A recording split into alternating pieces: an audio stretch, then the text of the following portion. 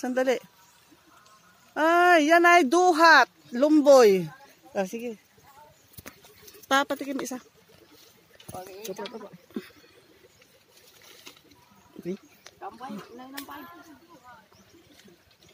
Ayan, salamat sa duhat. Ayan, uulan na. Kaysa kukuha sila ng ano, ng mga hinog, tapos uulan na, minabuting pinutol na lang. Sanga. Oh. Maliit pa yung puno nito.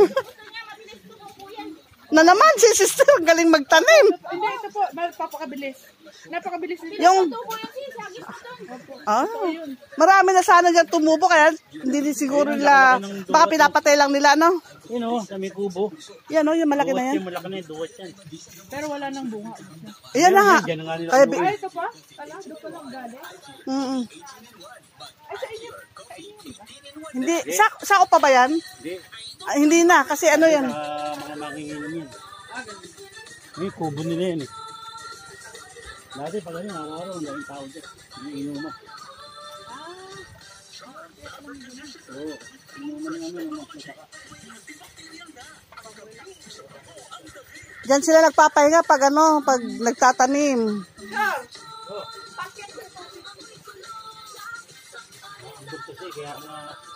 Anong gagawin? Wala, pinagay pa sila dito kasi. Ay, alam nga naman sila, babalik agad. Siya yung may-ari ng buhat. Nung kapatid niya. Pero sila nagsasaka.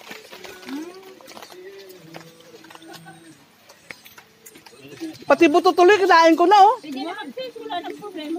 Hindi mapait. Patuyuin ito matapos pili mong gawin siya. Masustansya talaga to, ano? Mas masustansya kaysa sa bayabas o dao. Lahat naman pwede. Yung sinid ko sa group natin, sabi ni Doc, Mas masustansya. kumain ka na ng ibang prutas, pero ito talaga. Ay, ibig sabihin yung bayabas kasi ang dami rin nabibigay na sustansya eh. Vitamin C. Pero ito, taas to. Diba, Duhat. kasi dark, the more dark ang isang pagkain, mas mataas ang sustansya.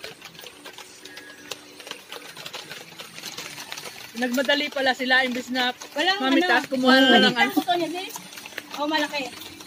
Ah, maliit lang.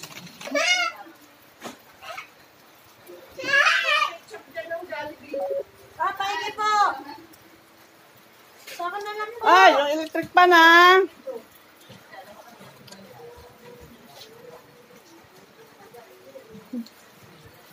Mama, Amma,